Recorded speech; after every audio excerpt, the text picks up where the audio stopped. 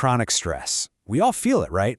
But what is the actual biological price our bodies are paying for it? For years, scientists have been trying to measure this wear and tear, but honestly, the methods have been kind of clumsy. Today, we're going to dive into some incredible new research that's cracking the code on how stress leaves its signature on our biology. And this brings us to the central question, the real mystery we're trying to solve here. If you take two people and put them under the same amount of pressure, does stress take the exact same toll on both of them? Or is the context of our lives, our own unique story, change the very way stress gets under our skin?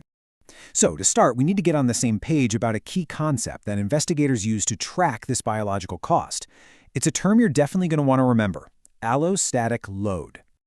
Think of it like the mileage on a car. Allostatic load is the total wear and tear our body accumulates from constantly having to adapt to stressful situations. It really is the biological price we pay for being under long-term pressure, and it's linked to pretty much everything from cognitive decline to chronic disease. So how have we been measuring this stuff?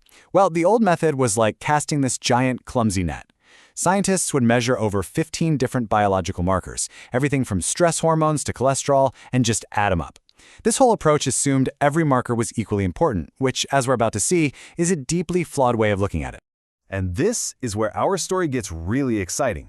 Researchers decided to ditch that old dragnet and bring in a new, much smarter toolkit to see if they could find a more precise signature of stress. And wow, the difference is stark. Instead of a one-size-fits-all approach, the new method uses some pretty advanced analytics to find the few markers that carry the most information. It looks for complex patterns, and crucially, it asks if the answer changes depending on the context of a person's life. You can think of the process like a high-tech detective case. First, they ranked all 15 of those biomarker clues to see which ones held the most information about a person's health. Then, they figured out the smallest possible group of clues that could still solve the puzzle. And finally, the big test. They checked if this core group of clues was the same for everyone. So let's get to the first major breakthrough. After sifting through all that biological data, what did they actually find? Just to remind you, right, they started with this big, inefficient panel of 15 different biological markers, a real mess of data. And get this, they were able to boil it all down to just 6. That's a 60% reduction in complexity. They found the 6 markers that did almost all of the important predictive work of the original 15. But you might be wondering, were they as good? Actually, they were better. The smaller, 6-marker set wasn't just more efficient, it was significantly more predictive than the original, clunky 15-marker panel. This is a classic, beautiful case of less is more. And when we look inside that set of 6, the top 3 clues are fascinating. The single most informative marker is IL-6, a sign of inflammation. The second is HbA1c, related to blood sugar. And a hormonal marker, DHEA-S, comes in third. This tells us the body's story of stress is written in the language of inflammation and metabolism, not just the classic stress hormones we always talk about. But hold on, because this is where the investigation takes a completely unexpected and critically important turn. The story is definitely not over yet. So the researchers had their minimal set of 6 markers, but they had to ask the big question. Is this the signature of stress for everybody? Is it universal? To find out, they split their data based on socioeconomic status. And what they found was absolutely stunning. The biological signature of chronic stress is fundamentally different depending on one's socioeconomic status. For those with lower SES, the key markers pointed to hormonal and cardiovascular strain, but for those with higher SES, the signature was driven by metabolic and inflammatory markers. I mean, look at that. Only one of the top 3 markers was even shared between the two groups. It's wild.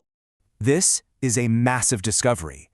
But why? Why would the body's response to stress be so different?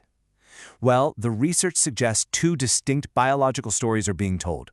For lower SES individuals, the evidence points to a weathering pathway.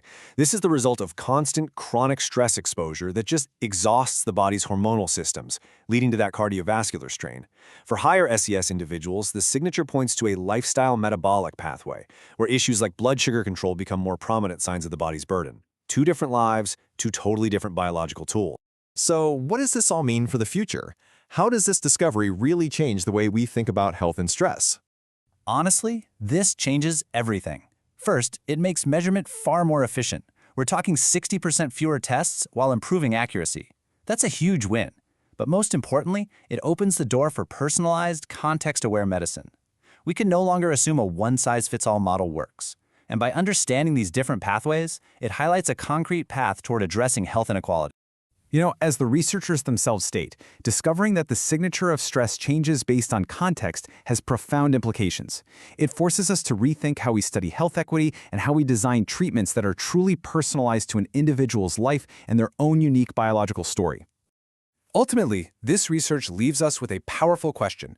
We've learned that the way stress writes itself onto our bodies is deeply personal and shaped by our circumstances. So if our stress is that personal, shouldn't our medicine be too?